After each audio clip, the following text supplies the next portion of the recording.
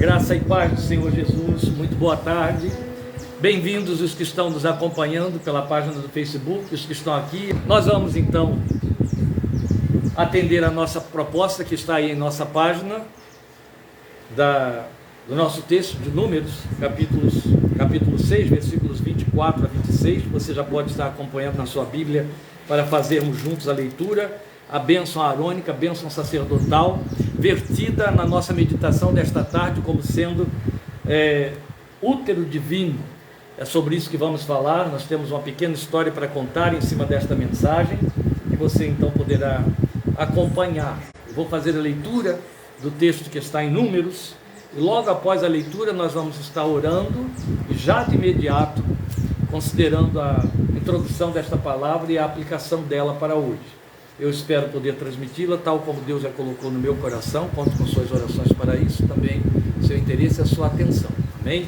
Então vamos ler Números, capítulo 6, 24 a 26. Eu vou ler até o 27, embora a mensagem esteja restrita à bênção propriamente. E a bênção se encontra nos versículos 24, 25 e 26. Vou estar lendo a Nova Versão Internacional, aproveitando para dizer que é a que mais se aproximou de fato do sentido original do texto hebraico, que depois também a gente vai ler para você. E nosso texto diz: o Senhor te abençoe e te guarde, o Senhor faça resplandecer o seu rosto sobre ti e te conceda graça, o Senhor volte para ti o seu rosto e te dê paz. Em suas versões aí, tenha misericórdia de ti. Em minha versão aí, te conceda graça, no versículo 25, que é exatamente como está de fato no texto original. Nós estivemos dizendo aqui há pouco que esta é a bênção que, invocada sobre o povo de Israel, sábado após sábado, pelos rabinos, nas sinagogas, na abertura dos cultos judaicos, Jesus ouviu ao longo de toda a sua vida, cada sábado pela manhã, nas sinagogas.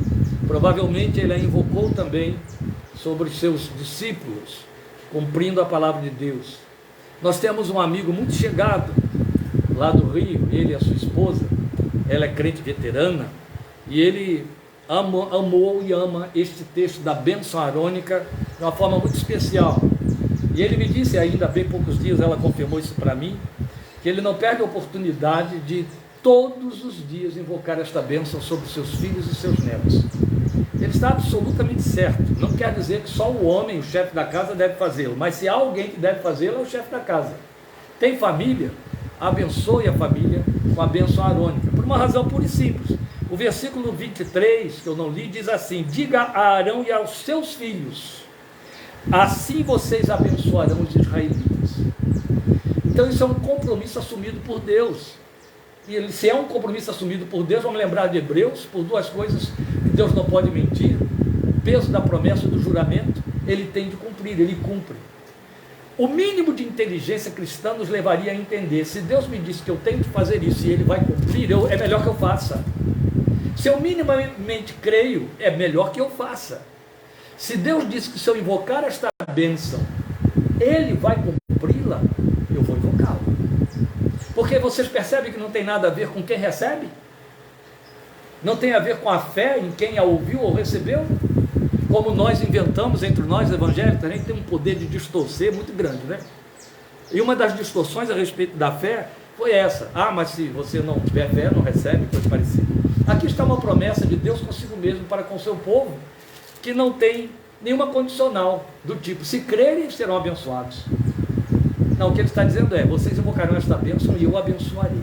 E ele encerra isso no versículo 27. Assim eles invocarão o meu nome sobre os israelitas e eu os abençoarei. É um compromisso de Deus com uma declaração dupla.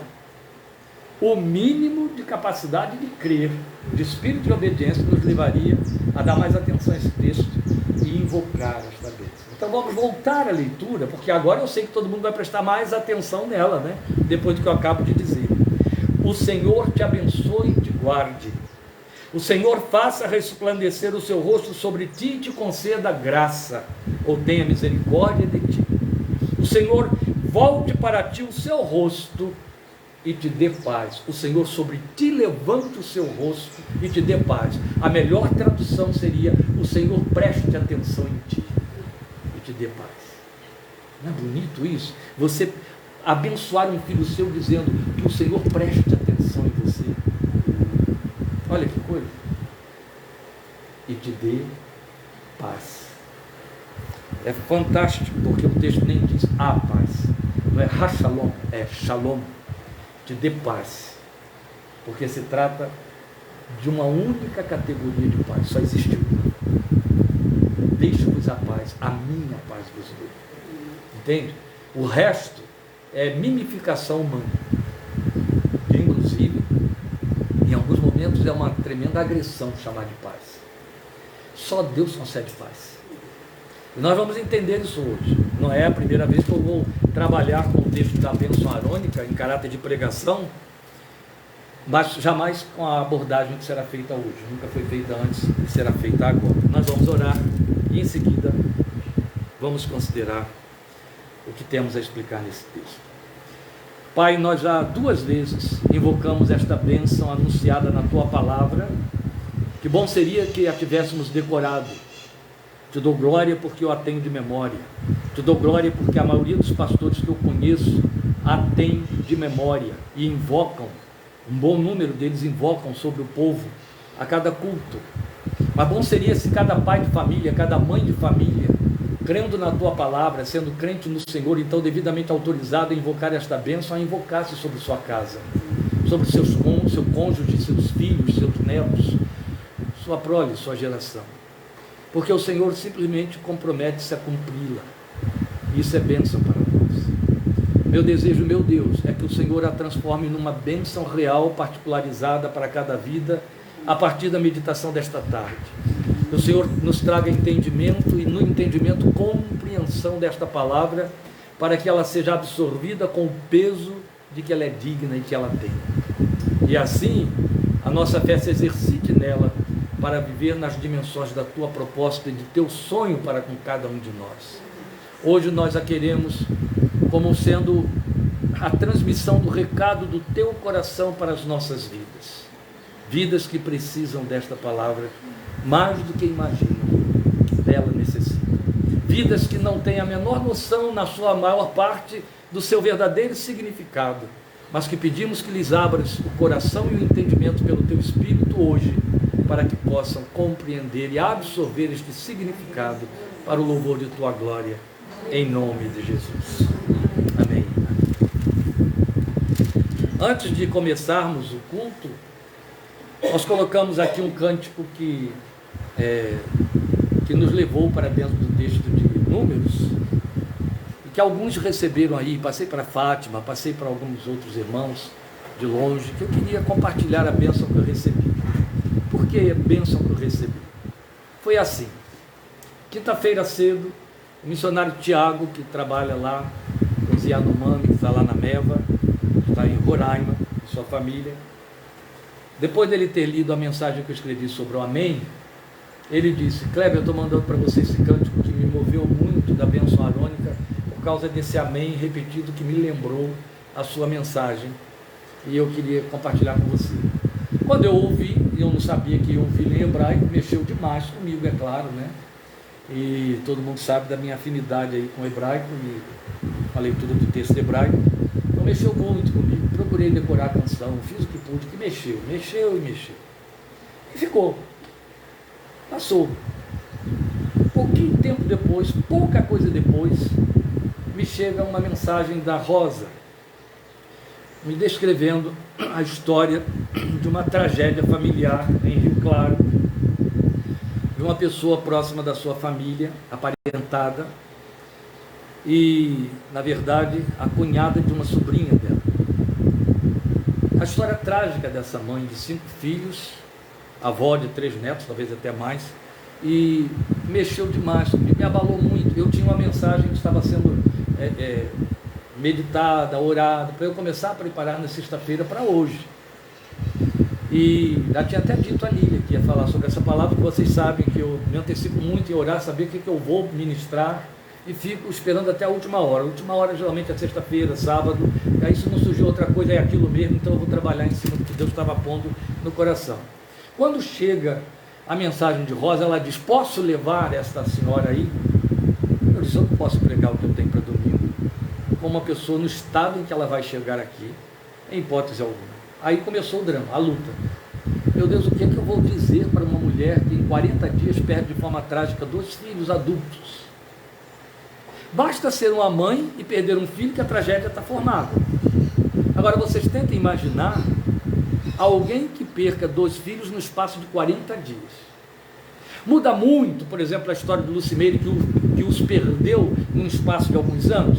Não, para ela não muda nada.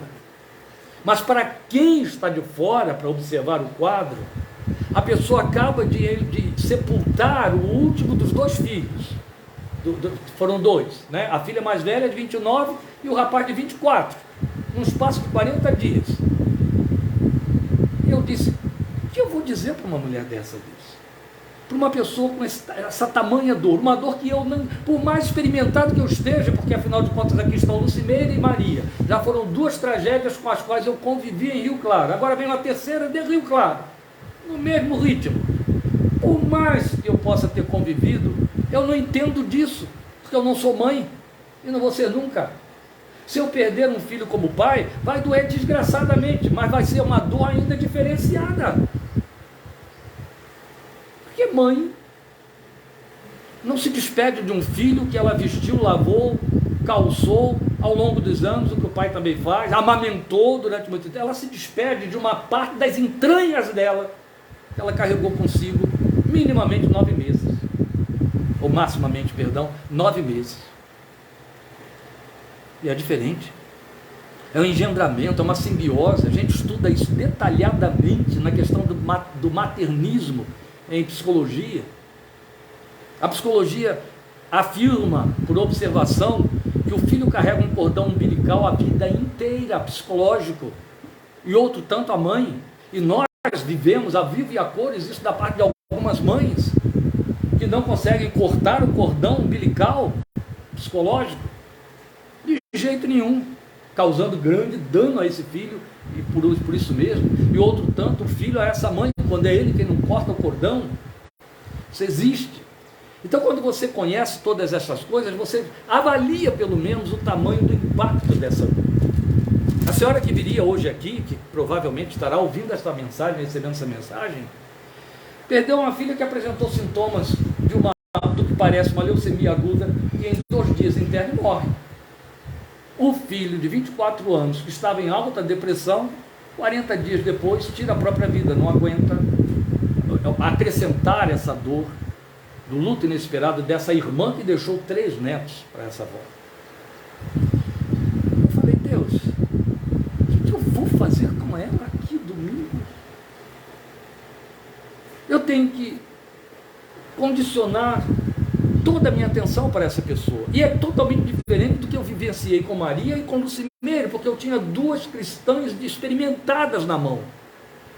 É fácil, desculpem colocar desse jeito, mas é fácil trabalhar a palavra da consolação para quem conhece a palavra da consolação. Mas para quem não tem trânsito na revelação da palavra de Deus, é difícil, muito difícil.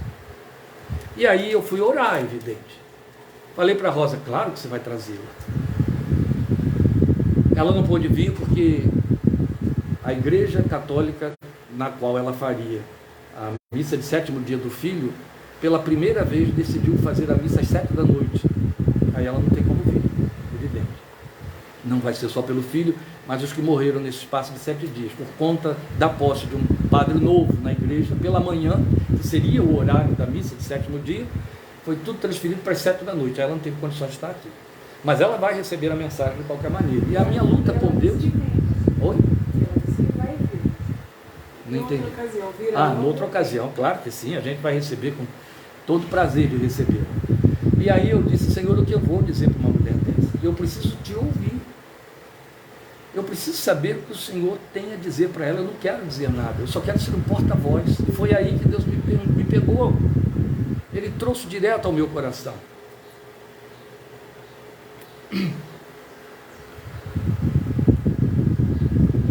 traga para mim. Traz ela para mim. Mas como é que é isso? O que significa trazer para mim?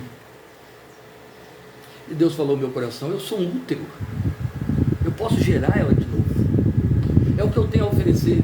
Deus, aonde que eu acho isso? Você recebeu hoje de manhã, acabou. Eu fui falar isso para Lília aos prantos, era a bênção arônica. O Tiago tinha me mandado naquela manhã, e ele disse: você recebeu hoje de manhã, prega isso para ela, é o meu útero, é isso que eu tenho a oferecer. Eu sou um útero. Israel aprendeu isso. Traga essa senhora para dentro do meu útero, eu a refaço. Ele continua fazendo isso, viu, Maria? Ele continua fazendo isso. Não existe resposta para uma tamanha tragédia. Não existe resposta para uma dor desse tamanho. Não tem resposta. O Evangelho nos dá a esperança da ressurreição, mas o Evangelho não diz que o seu amado, a sua amada que partiu, vai aparecer amanhã ressuscitado na sua porta. O Evangelho diz um dia. E enquanto esse dia não vem, como a nossa alma fica, como o nosso coração fica, nada se equipara a mais humana de todos os sentimentos, que é uma dor, que só o ser humano pode sentir. Daí a mais humana, saudade. Nada se compara a saudade, nada. Quem está no auge do luto, diz assim, ó, tem como arrancar, tem como tirar isso daqui, dói aqui, ó, dói aqui. Quantas vezes eu ouvi pessoas chegar e dizer: é aqui, pastor, está aqui dentro, está doendo aqui, não tem um remédio, alguma coisa que entre, tire a dor que está aqui, porque é uma dor. E você dorme e acorda com ela, você come e bebe com ela, você vai para uma festa, ela está lá, e ela se renova, numa foto, numa nova participação, dói, Simone, dói, a perda dói, a saudade dói. Mas o Deus eterno, Pai de nosso Senhor e Salvador Jesus Cristo, Ele manda te dizer: eu tenho resposta para a sua vida. Porque você sabe, por experiência de vida, como todos nós, a Bíblia, a palavra de Deus, diz para a gente chorar com os que choram, sorrir com os que sorriem. Realmente, nada é mais gostoso do que receber um abraço de uma pessoa amiga na celebração de uma formatura, de um casamento, e nada consola mais, nada agasalha mais. É como quem está debaixo de um frio tremendo e alguém chega com um cobertor quente e enrola, do que receber um abraço e lágrimas que caem sobre os ombros de uma pessoa chegada, de um amigo, de um parente, quando você está sofrendo e com dor e luto. O que Deus, o Deus eterno diz é: eu tenho esse abraço para dar, eu achego e eu refaço. Ele é um útero. É nesse sentido que precisamos entender a bênção arônica. Por que ela é o útero de Deus? E o que ela faz conosco como sendo o útero de Deus? O que Ele tem a oferecer? Eu quero começar tudo isso dizendo a você, para prestar atenção no fato de que a ordem foi dada: abençoará assim os filhos de Arão, de Israel.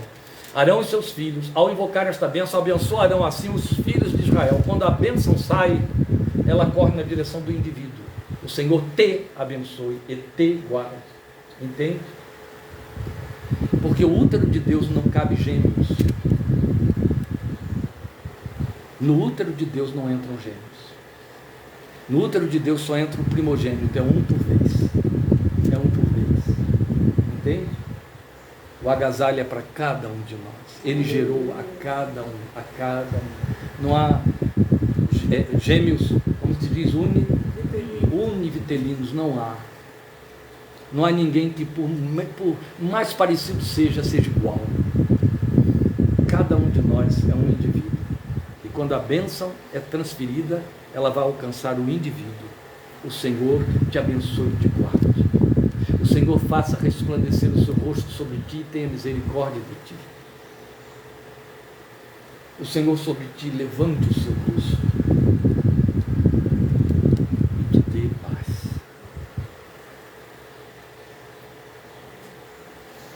Suportem, porque isso aqui é para mim, viu, gente? Ebarekha Adonai Vizmriha. Yair Adonai Panai Lecha Vehunecha. Iser Adonai Panai Lecha Viasem Lecha Shalom. Esse é o útero de Deus. O propósito de Deus é esse: traga até mim o que eu possa acolher. Onde a gente tem um paralelo disso? Na experiência de Davi, por isso que eu disse, os israelitas entendiam isso. Ainda ontem, comentando isso com o pastor Fábio, ele estava me lembrando Lamentações 3:23 de Jeremias: as misericórdias do Senhor são a causa de não sermos consumidos, renovam-se a cada manhã. Falaremos isso. Mas Davi entendia disso, experimentava de perto, e aí por isso ele escreveu, e esta é a palavra para Simone, para todos nós, porque independente de perder alguém, ou outros tipos de tragédias que nos aconteçam, ou outros tipos de situações não planejadas, não pretendidas, que nos alcancem, que nos joguem para baixo, que nos arrancam lágrimas de sangue, a experiência de Davi é nossa também. Salmo 57:1, Davi diz isso: misericórdia, misericórdia, Senhor, em ti, em tuas asas, ou debaixo das tuas asas eu me refugiarei até que passem as calamidades. Como isso é de Deus? Eu vou me esconder, Deus, debaixo das tuas asas até que as calamidades passem. Por que que Davi usa essa figura tão extraordinária que Jesus repete para nós e explica? Jesus é o único que explica a figura usada por Davi em Salmo 57:1, quando ele diz: ah, Israel, quantas vezes eu quis ajuntar os teus filhos, como a galinha junta os seus pintainhos debaixo das asas, e não quiseste. Sabe, a galinha é a réplica mais perfeita do útero materno, retomando de volta os seus filhos. E justo o bichinho que não tem útero, ela não gestou a sua cria no útero. O máximo que a mulher pode fazer é trazer para o colo.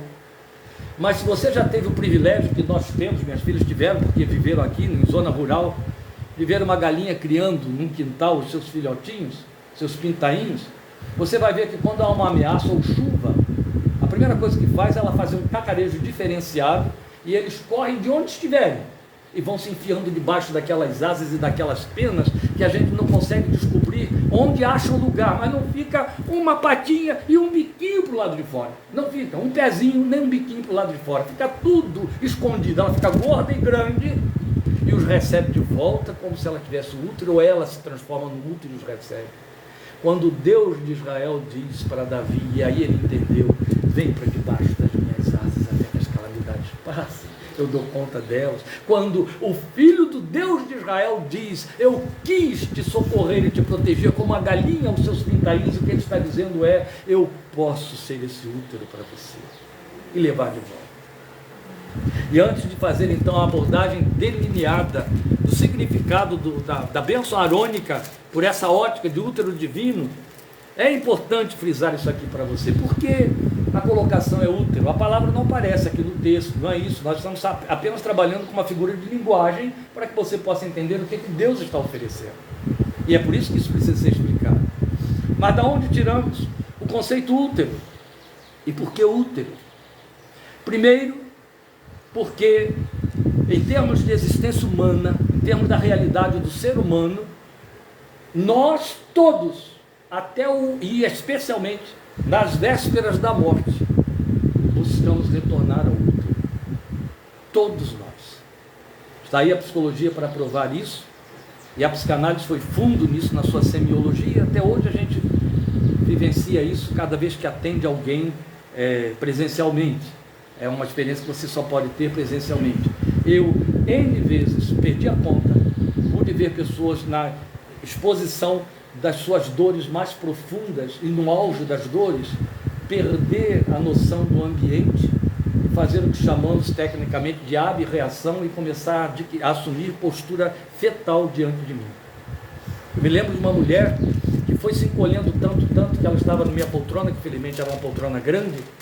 No fim ela estava acocorada sobre a poltrona e segurou os joelhos com os braços. E ela ficou naquele estado.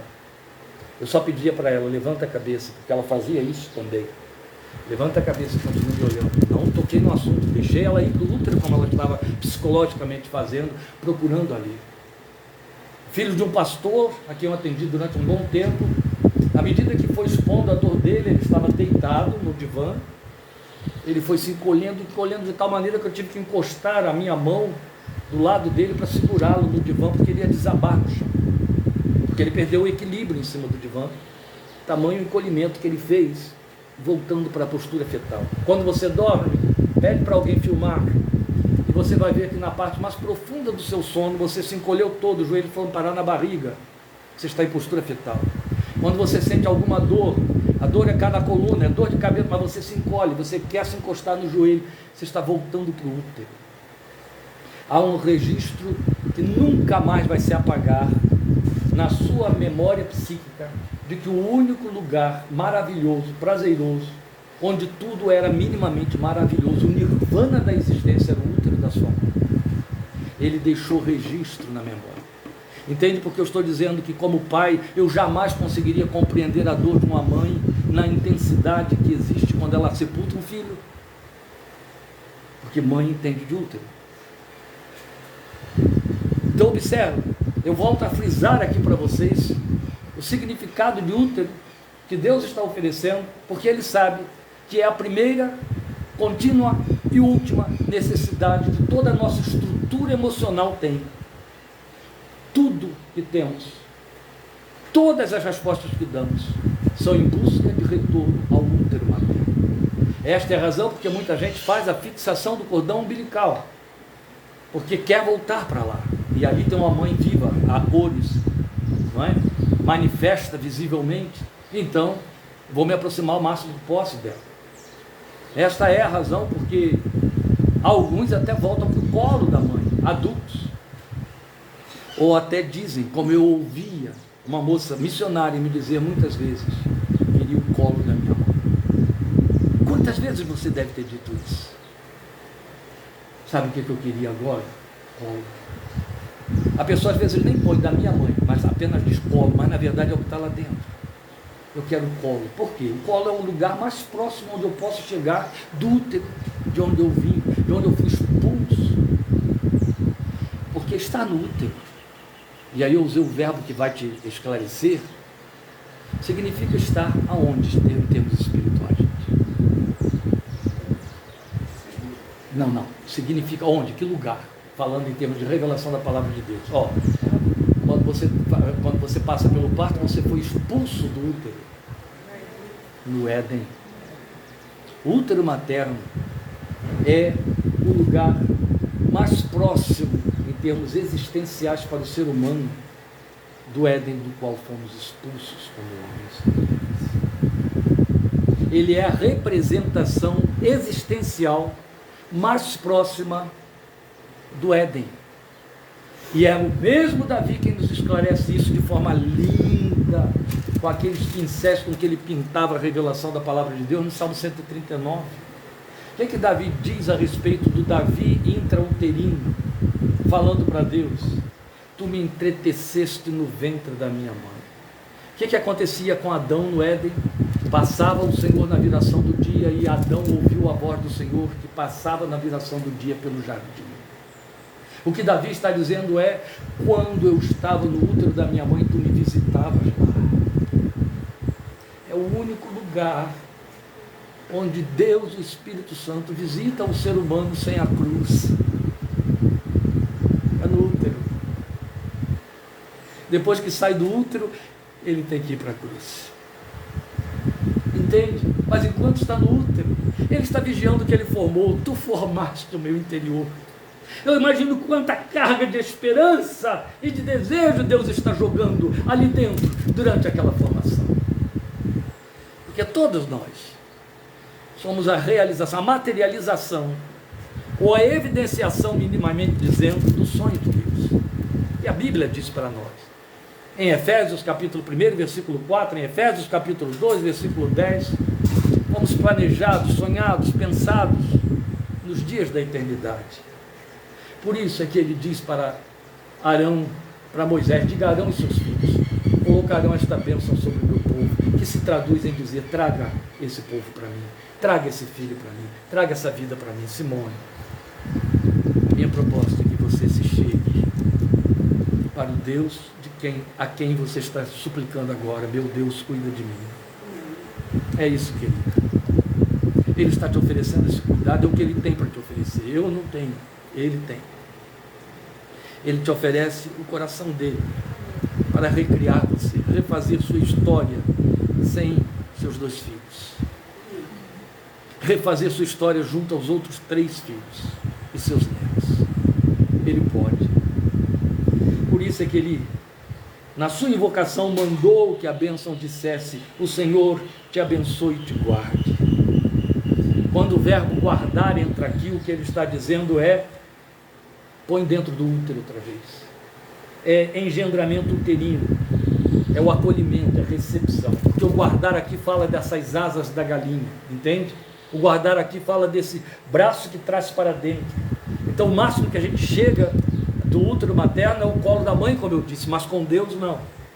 O seu Espírito te recebe, nos recebe e leva de volta para dentro dele. Ele tem o poder de refazer. O Deus que criou a existência, a sua história, e sabe que ela perde o trilho, é claro que perde, ele tem o poder de refazer. Ele tem o poder de refazer uma nova visão sobre a história. Ele tem o poder de refazer uma nova capacidade de suportar a continuidade da história. Ele tem o poder de nos refazer para essa nova história. E o que ele te oferece é refazer você, para que você possa viver dentro dessa nova história. Você hoje não pôde estar aqui, mas aqui estão 2 mulheres, e eu pedi que uma delas, uma eu sabia que viria, a outra eu pedi que viesse especificamente, porque uma perdeu de forma trágica o filho tal como você, a outra perdeu 2, também um filho homem e uma filha mulher, da forma violenta, doída, que é perda como toda perda. Elas estão aqui, já se passaram anos sobre essas perdas, as lágrimas ainda caem, mas a história de cada uma delas está sendo refeita dia a dia por Deus, porque elas estão no útero de Deus. Ele refaz o útero de Deus, no útero de Deus. Então, o guardar, quando o texto diz: o Senhor te abençoe e te guarde, pois bem, por que o verbo abençoar está aberto? Porque ele está aberto aqui. O Senhor te abençoe e te guarde. Tá bom, com que bênção?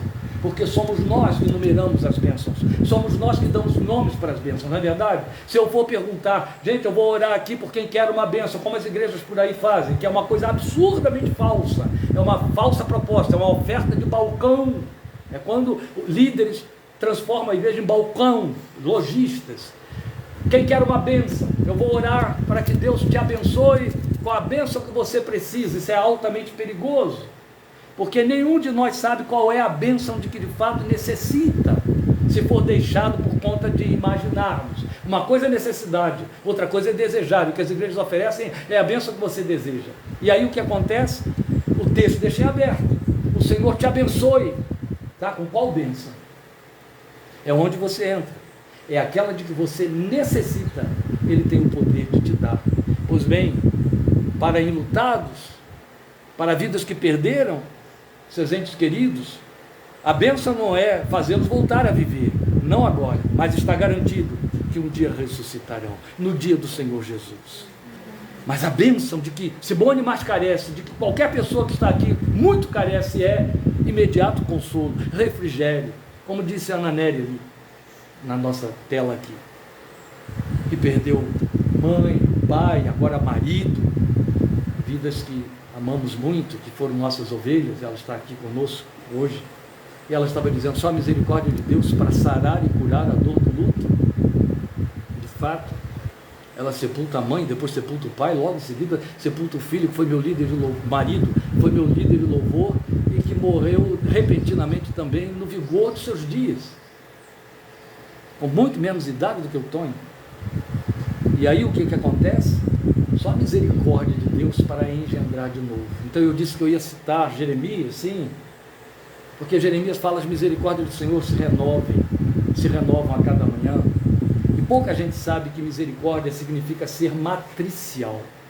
Já leram Jesus nas bem-aventuranças dizendo: sejam os misericordiosos, alcançarão misericórdia. Bem-aventurados os misericordiosos, porque eles alcançarão misericórdia. Vocês sabem qual seria a melhor tradução para essa palavra que estava em aramaico no texto de Mateus e passou para o grego, que chegou até nós?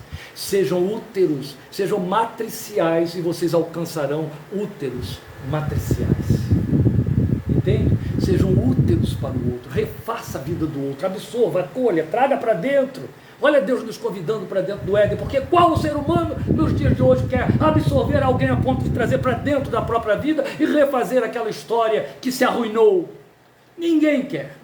O egoísmo prevaleceu e domina a face da terra, a face da igreja, o coração do povo, crente ou não crente. O egoísmo prevalece.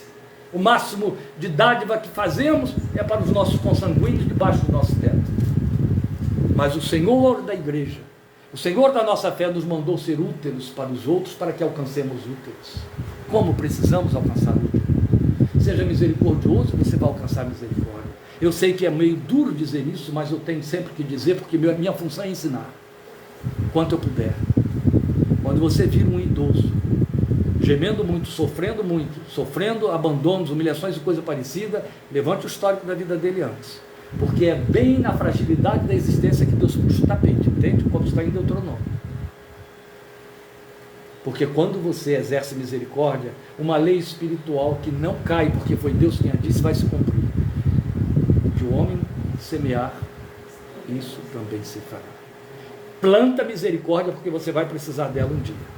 E você vai precisar colher. E se você plantar, você vai encontrar o canteiro e a planta lá e vai poder colher dela. E o que o Senhor da igreja disse foi: seja misericordioso, para que você alcance misericórdia. Ofereça-se como um útero, para que você encontre o útero que você vai precisar depois. Então atente para esse detalhe. Quando ele diz: o Senhor te abençoe e te guarde, ele deixou aberta a bênção para a sua necessidade. E o que ele está dizendo é: eu te trago e eu refaço. Esta é, sob todos os aspectos, a bênção de que você necessita. Que você seja refeito. Meus amados, o Senhor Jesus, que viveu entre nós, morreu na cruz para nos resgatar, não prometeu nos melhorar como seres humanos perdidos, pérfidos, malignos. Nunca prometeu nos melhorar, nos tornar pessoas melhores. Nunca se comprometeu com isso, porque ele sabia que isso era... Ele não veio para isso, isso não era verdadeiro, não era possível, nem ele tinha esse compromisso. Quando você ouve por aí igrejas, padres, pastores, missionários, quem for dizendo: você tem que aprender o Evangelho, conhecer o Evangelho para se tornar uma pessoa melhor, eles estão te ensinando uma mentira, na qual eles próprios acreditam enganados. O Evangelho não se compromete a melhorar ninguém. O Evangelho é um compromisso de morte e ressurreição. E a palavra de Deus diz que Jesus morreu na cruz do Calvário para nos transformar em novas criaturas. E você só vira nova criatura se a velha criatura morrer. Pela fé em Cristo Jesus, você tem que morrer na cruz e ressuscitar com Jesus uma nova criatura para viver aqui neste mundo antes de baixar a sepultura. Nova criatura, foi isso que Jesus prometeu fazer de você uma outra pessoa, não uma pessoa melhor.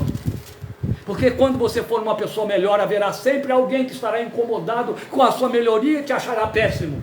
E verá defeito nessa melhoria, nesse retoque que você recebeu, nesse perfume, nessas bisturis que te esticaram. Isso não muda nada. Jesus nos prometeu fazer novas criaturas, nos tornar novo homem, nova mulher, um novo ser, criados em Cristo Jesus, para sermos aperfeiçoados em justiça e retidão, procedentes da verdade, como temos estudado em Efésios capítulo 4. Nova criatura. Por isso que só Ele pode oferecer o útero. Vem para dentro de mim. O pastor Fábio estava lembrando isso quando Jeremias diz em Lamentações: as misericórdias se renovarão cada manhã. O que Deus está dizendo é: a cada manhã eu faço você nascer outra vez, eu faço você nascer de novo. E é verdade. Sabe por que ele diz em Isaías: venham a mim e me perguntem, ainda que os pecados de vocês sejam vermelhos como carmesim, eu os transformarei em branca lã.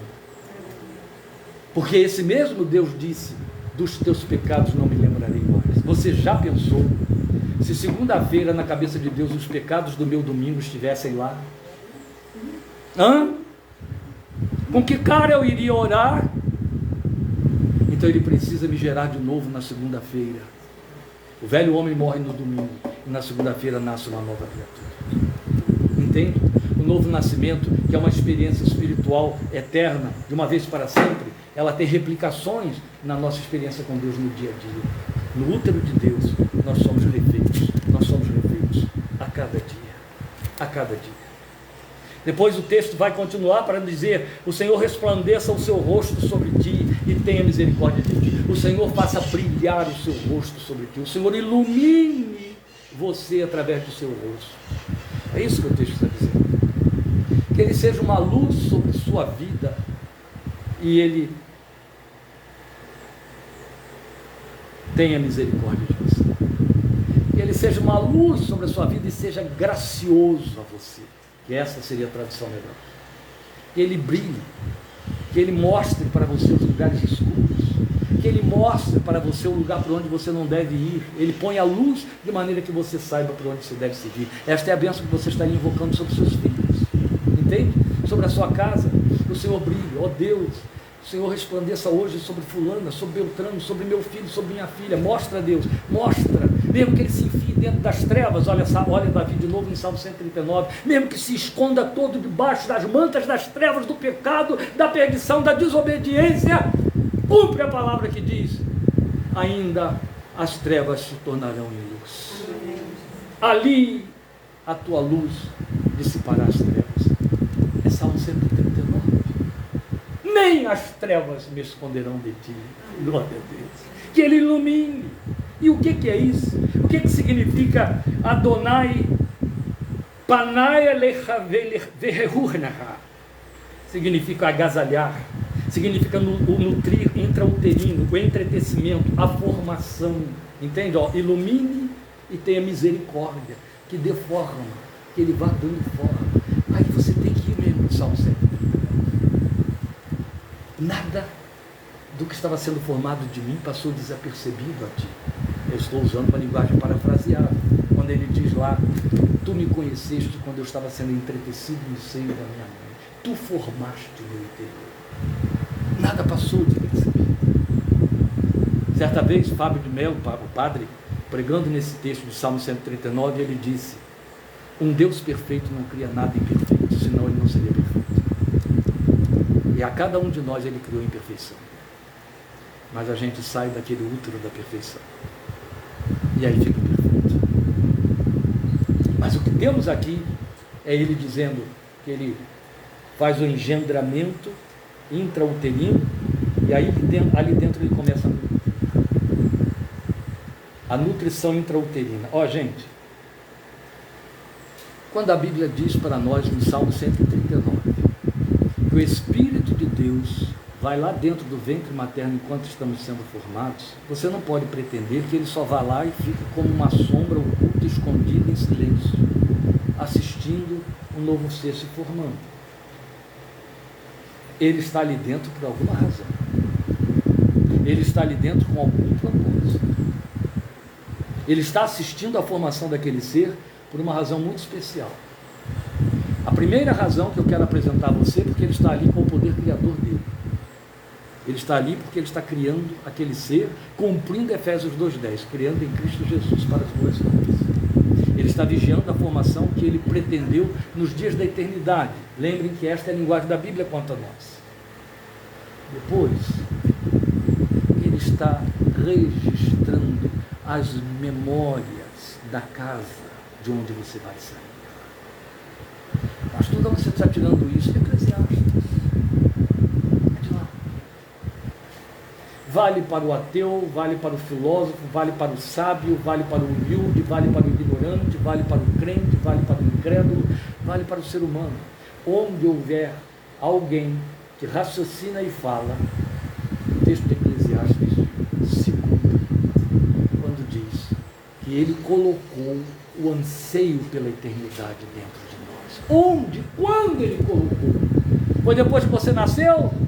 Foi quando você já era rebelde, pecador e sujo? Foi quando você se converteu? Foi quando você foi batizado? Não. O anseio pela eternidade Ele colocou antes de você perder a noção dela. Foi lá dentro do útero materno. Ele estava ministrando a você ali. Há muito tempo que a psicologia, e haja visto aí o Winnicott trabalhando com isso, se apressou para dizer para as gestantes: converse com a sua criança no seu útero. Fale com ela, deixe ela ouvir sua voz. Diga para ela o que você pensa dela, o que você sente por ela, o que você deseja para ela. E aí a gente diz para as mães crentes, as gestantes crentes: ore pelo seu filho em voz alta. Sabe aquele problema das igrejas históricas tradicionais que ensinam o crente a orar mentalmente, fazer mentalização divina, né? Que só abre a boca para orar, para dizer amém no final da oração dos outros, ou então um ora e todo mundo diz amém, mas o sujeito só ora mentalmente. A gente derruba isso com a psicologia. Ore em voz alta, porque seu filho no seu ventre está te ouvindo. Depois de 4 semanas, o ossinho da bigorna é o primeiro osso a ser formado. Sabe por que ele é o primeiro osso a ser formado? Porque a criança no ventre materno precisa começar a ouvir. É muito pouca coisa. Entende? É o primeiro osso. Por quê? Por quê? Vamos ser inteligentes, eu tenho que questionar, não é verdade? Por que é o primeiro osso? Por que não seria da caixa torácica? Afinal de contas vai agasalhar o coração, que foi a primeira coisa que surgiu.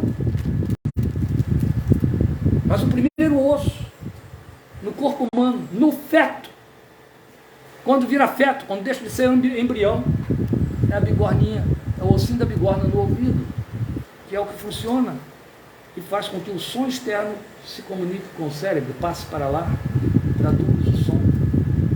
Nesta hora, a mãe fala, não é? A mãe conversa com essa criança, que vai ouvir sons externos através dessa mãe também. Vai reconhecer a voz do pai, vai reconhecer a voz de avô, de avó, que estiver falando ali junto àquela gestante. Vai conhecer o som das pulsações do coração da mãe, os ruídos do intestino, tudo isso. Vai ouvir e vai reconhecer. Depois vem o olfato, mas isso é outro assunto. Mas a questão é que o Espírito Santo estava lá dentro durante essa gestação. Fazendo o quê? Colocando o anseio pela eternidade. As pessoas especulam muito, Simone, a respeito da morte. Ai, como é morrer? Como é que vai ser na hora de morrer? O que vai ser? Quem vai estar lá comigo? O que eu vou ver? O que eu vou pensar? Bem, a maioria das pessoas morre inconsciente. Mas a inconsciência é a nível de cérebro, não é a nível do espírito. O espírito não fica inconsciente. E eu penso que o Espírito de Deus que se comunica conosco traz de volta a memória do que Ele falou quando a gente estava se formando dentro do útero. Entende? Ninguém morre sozinho. Ele traz de volta. Ele chega lá dentro, ele traz os sonhos intrauterinos. Ele chega lá dentro do coração e ele começa a lembrar. Lembra que eu te contei a história do Éden?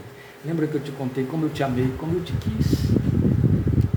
Que lugar maravilhoso eu preparei para você viver comigo para sempre. Você não quer? Claro que quer. Que seus filhos continuem com você para sempre. Claro. A ordem, não é, Simone? É que a gente vá primeiro e os filhos fiquem. Esta é a ordem natural das coisas. Você daria a sua vida para que os dois estivessem de volta com você. Pois bem, Deus não é diferente, entende? Ele é eterno. Você imagina um Deus eterno sepultar os filhos a quem nunca mais pudesse ver. Então Ele nos fez eternos para nos ter para sempre com Ele. Nunca ter saudade de nós. Jó fala isso. Se eu morrer, como tu te lembrarás de mim? Jó ainda não sabia que Deus não se esquece. E a verdade é que Ele está lá dentro, colocando os sonhos da eternidade, que você poderá reconhecer ou desejar, porque a palavra em Eclesiastes diz anseio, anseio. E o ser humano passa a vida ansiando por muitas coisas e não sabe que todas elas são ecos do verdadeiro anseio. Ele tem anseio daquilo que ele não sabe traduzir. Ele tem anseio daquilo que foi registrado e ele não sabe que está registrado. Aí ele vai procurar satisfazer em carro, emprego, dinheiro, status, nome, política, roupa que usa. Entende? É só buscas diversificadas para saciar uma ânsia que ele tem, que ele não sabe qual é, de onde vem, nem porquê. Essa ânsia se chama anseio pela eternidade. Ele está ansiando por sonhos que estão apagados, mas que foram engendrados pelo Espírito Santo no útero materno. Anseio pela eternidade. Então ele está fazendo esse engendramento lá dentro, ele está agasalhando, nutrindo, é o entretecimento de que Davi falou, a formação, ele está acompanhando tudo. Depois nós temos a penúltima parte da bênção, o Senhor sobre ti levante o seu rosto, que o Senhor preste atenção em você, seria outra tradução, eu disse, que o Senhor dê atenção em você, a você. Eu costumo ilustrar esta invocação quando, dizendo que, e é fato, eu entendo assim, e quando você está no meio de uma multidão, e você está indiferente a todas as pessoas daquela multidão, pelo simples fato de que você não conhece ninguém, mesmo que alguém esteja te olhando por mais de 17 segundos, você não conhece, você não fixa nada, porque não conhece, mas de repente aparece um rosto conhecido, e especialmente se for amigo, o que você faz? É fulano, ô fulano, ei, o que você está fazendo? Você está levantando o seu rosto sobre aquela pessoa. A bênção está dizendo, me peça que levante o meu rosto sobre o teu filho, me peça que levante o teu rosto sobre tua filha, sobre o teu marido, sobre tua esposa, sobre teu neto, teus netos, tuas netas, me pede que levante o rosto sobre o teu amigo. No meio da multidão eu vou distingui-lo, no meio da multidão eu vou prestar atenção nele, que o Senhor preste atenção em ti. Que lindo! Que momento é esse? É o parto. Entende? Enquanto eu estou no útero, eu sou o sonho da mãe. Ela arranja um nome para mim, ela prepara o quartinho, a casa, vai fazendo as roupinhas, não é assim? Hoje em dia não se faz compra, né? Vai se comprando as roupinhas, ajeitando tudo. Agora a gente pode ver em 3D, vídeo 3D, o rostinho, né? A gente até sabe que o neto vai nascer bochechudo, mas não tem a fisionomia. Por mais que a ciência esteja evoluída, não é ao vivo e a cores. Pode até ser a cores, mas não é ao vivo. Ao vivo é do lado de fora. Falta luz. Precisa ser dado a luz. O que é isso aqui? Bem, se é a linguagem de parto, estamos falando de uma judia daqueles tempos parindo. Se vocês pensam que a judia paria como as mulheres nos dias de hoje, confortavelmente em leitos de hospital, deitadas, com pernas estendidas, com médicos pressionando barriga, coisa parecida, tinha isso não. Elas ficavam acocoradas e a parteira ajudando ali, a empurrar o bebê, a puxar o bebê, mas elas ficavam acocoradas como ainda as índias nos dias de hoje fazem. E o bebê descia. E quando o bebê descia, a primeira coisa que acontecia era essa mãe pegá-lo no colo e levantar o rosto. Entende? Agora ela presta atenção, aqui está o que eu falo. Aqui está o que eu falo. Só existe um momento de Deus fazer isso na nossa vida. E não é um momento em que você dá o primeiro vagito. O momento em que Deus levanta o seu rosto sobre você, porque agora o parto foi feito, é o momento em que Deus sabe, nasceu de novo, nasceu no meu filho. Foi o meu sonho em Efésios 2:10. Eu planejei em Cristo meu filho, ele é o primogênito entre muitos irmãos. Aqui está, eu levanto sobre ele o meu rosto, agora eu reconheço, nasceu para mim. Esse é o parto do crente, esse é o parto do cristão. É quando a mãe contempla o filho, é quando Deus Pai contempla seus filhos.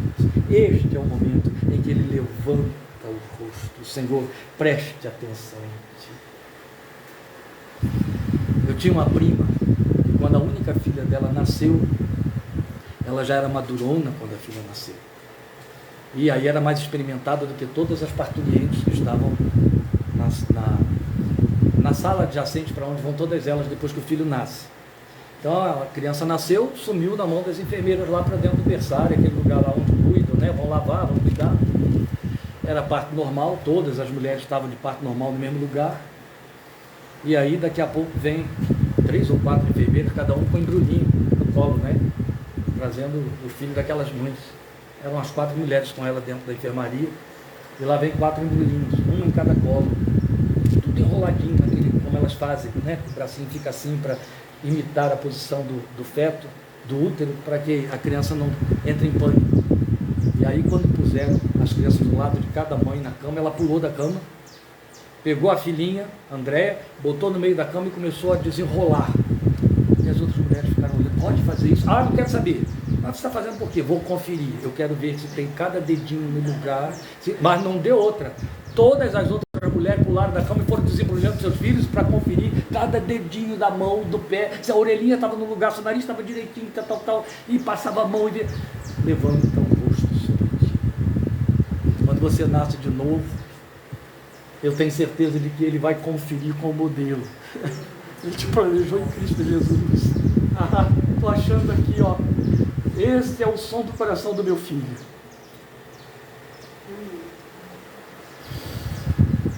É por isso que ele diz, traga para mim, eu dou conta. Eu faço de novo. E eu levanto meu rosto sobre ti. Oh, meus irmãos, eu creio tanto nesta bênção, que eu não me permito um dia da semana sair da minha cama, ou de qualquer cama, se eu estou em algum outro lugar, no hotel, seja lá onde for, sem me lembrar desta palavra, o Senhor levante o seu rosto sobre ti. Eu não faço esta invocação, eu o saúdo, ele é minha testemunha. Todas as manhãs eu digo para o meu Deus, olá, porque eu sei que ele está levantando o rosto dele sobre mim. Um dia, numa assembleia de anjos, eles são incontáveis, apareceu dentre os incontáveis um que tinha um nome, e era maligno, ele se chama Satanás. Nessa assembleia de anjos que estava ao redor de Deus, Deus olhou e viu Satanás lá no meio, e falou diretamente para ele, de onde você veio? De rodear a terra, aquele planeta lá que você criou e botou os homens lá. Eu vim de rodear a terra, eu passei por ela, estava passeando por ela. É mesmo? Naquele tempo eu acredito que nós tínhamos no mundo em torno aí de 12 milhões de seres humanos. Se tanto. Aí Deus olhou para Satanás e disse, você veio da onde? Eu vim de passear pela terra, de rodar por ela. Você viu lá meu servo Jó? Aí ninguém tem. Entende o que é Deus levantar o rosto sobre? Jó pode ter passado desapercebido de Satanás, mas não de Deus. E Deus tinha orgulho de Jó. E Deus então jogou esse orgulho na cara de Satanás. Você viu? E aí Deus deu as 4 características que diziam que Jó era melhor do que Satanás. Homem íntegro, reto, que teme a Deus e se desvia do mal. Todos os pontos da sua queda que fizeram você ser Satanás. Jó é melhor do que você, sendo homem. Você, sendo anjo, está abaixo dele. Era isso que Deus estava dizendo. Isso foi uma afronta, isso foi um soco no fígado do diabo. Eu não tenho dificuldade alguma em crer que em novas assembleias continuamente ocorrendo no céu, Deus não diga lá. O batalhão que eu ordenei para cuidar de Kleber, o batalhão que eu ordenei para cuidar de Soraya, apóstolos aqui, vocês têm me relatado. Vocês viram minha serva Roberta, prestaram atenção, e Edival, aos seus anjos, está no plural, dará ordens a teu respeito para que te guarde. O texto não diz ao anjo, o anjo da guarda, aos seus anjos. Deus não nos confia a um anjo, Ele nos confia a um plural de anjos que não se pode medir. Tão preciosos somos a seus olhos, que Ele monta uma guarda, um exército ao nosso redor. Lembram de Eliseu, um velho caquético, irritado, impaciente, intolerante, disseram que meu nome é Eliseu, profético. Foi Dorcas que disse, foi Dorcas. Dorcas disse que Deus disse a ela que o meu nome profético é Eliseu. Eu sou Eliseu, glória a Deus, eu sou Eliseu. Graças a Deus não moro onde existam ursas do campo, né? Ninguém fica com medo que não tem nenhuma ursa morando aqui por perto. E aí, aquele velho irritado, caquético, impaciente, intolerante, ele tinha um auxiliar que o irritava, Geazi. Um certo dia Geazi chega tremendo diante dele, meu senhor, o rei da Síria botou o exército dele todo aqui vindo ao seu encalço para te levar preso para lá. Eliseu devia estar escovando os dentes, e com toda a pachorra, paciência com que estava escovando os dentes, olhou para Geazi e disse, Senhor, abre os olhos dele. Não respondeu para Geazi. Entende? Falou com Deus. Senhor, abre os olhos dele para que veja. Aí Deus abriu. Aí quando Geazi olhou, as montanhas estão cheias de soldados de Deus e seus cavaleiros, carros de fogo. Entende? Por que eu vou ficar preocupado se o rei da Síria mandou um pelotão de soldados com armas perecíveis para me perseguir? Deus já colocou um exército inteiro, inumerável, incontável, incomparavelmente superior e maior, ao redor deles, desencrincheirando para me defender. São janelas que a palavra de Deus mostra, abre para nós, para mostrar como depois do parto ele sabe cuidar. E aí, por último, a invocação vai dizer, Leichá Shalom, de paz. O que a mãe faz depois que a criança nasce? Leva para o seio para nutrir, para amamentar, para apaziguar, para fazer o quê? Confortar. Onde ela põe? No seio. O que ela dá? Da sua própria natureza, dá do seu leite. Vocês sabem que a palavra de Deus é considerada e é chamada de leite natural? Nunca leram isso? Está em Hebreus. Eu os alimentei com leite tirado da rocha. Vocês foram alimentados com leite natural, o autor de Hebreus diz. E esse leite natural é a palavra. Ele te alimenta no seu seio. E o seu seio é a sua natureza, e a sua natureza é a sua palavra.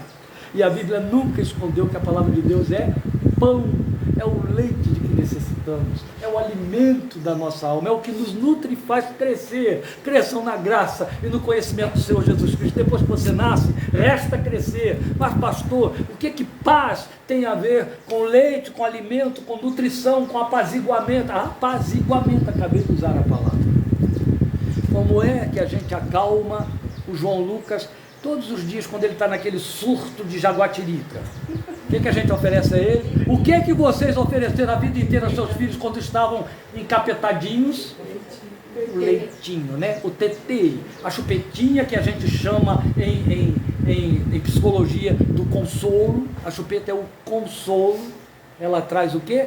Paz, consolo. Você dá o tetê que consola, alimento. Por isso que eu disse que não é a paz, é paz, é a própria natureza de Deus. A Bíblia diz, Ele é a nossa paz. O que Ele dá então para você, Ele se dá a você. A partir de agora você vai comer de mim, vai viver de mim, vai se alimentar de mim. Eu sou a sua paz. Amém? Amém? O Senhor te abençoe e te guarde. O Senhor faça resplandecer o rosto dele sobre você. O Senhor levante sobre você o rosto dele e te dê paz.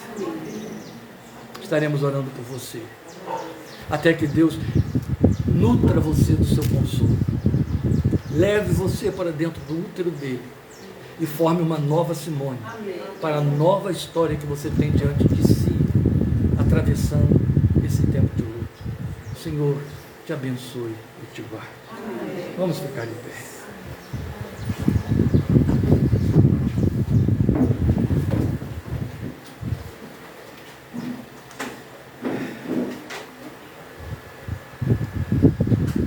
Ivarekirka Adonai Vinshrecha Yair Adonai Panai Elecha Veichunecha Iser Adonai Panai Elecha Viasem Lecha Shalom. O Senhor te abençoe e te guarde. O Senhor faça resplandecer o seu rosto sobre ti e tenha misericórdia de ti. O Senhor sobre ti levante o seu rosto e te dê paz. Aleluia. Deus abençoe os queridos. Não estaremos juntos quarta-feira, não teremos nesta semana a nossa minuta, mas domingo, em nome de Jesus, 17h30, estaremos juntos para receber a palavra que ouviríamos hoje. Deus te abençoe. Os queridos que estão participando conosco aqui e à distância, gravem este nome, Simone Lopes.